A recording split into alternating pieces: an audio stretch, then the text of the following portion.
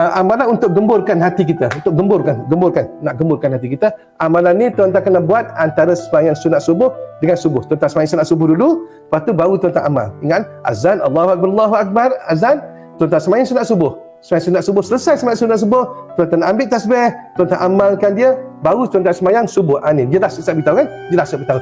Jangan amal sebelum sembahyang sunat subuh.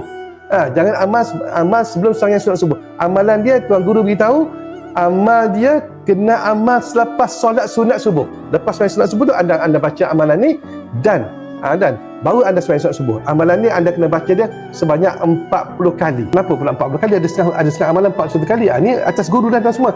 Ada setengah guru dibagi 41 kali, ada setengah guru dibagi 40 kali. Ni Ustaz terima 40 kali. Jadi kalau anda ada amalan baca dia 40 kali. Habis 40 kali baru anda baca sembahyang subuh. Okey. Ya Hayy ya Qayyum birahmatika astaghits la ilaha illa anta, sebanyak 40 kali selama 40 hari.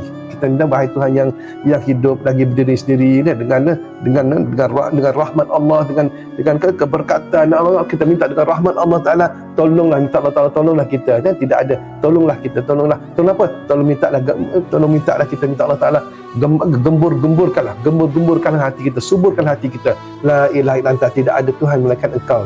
Kita minta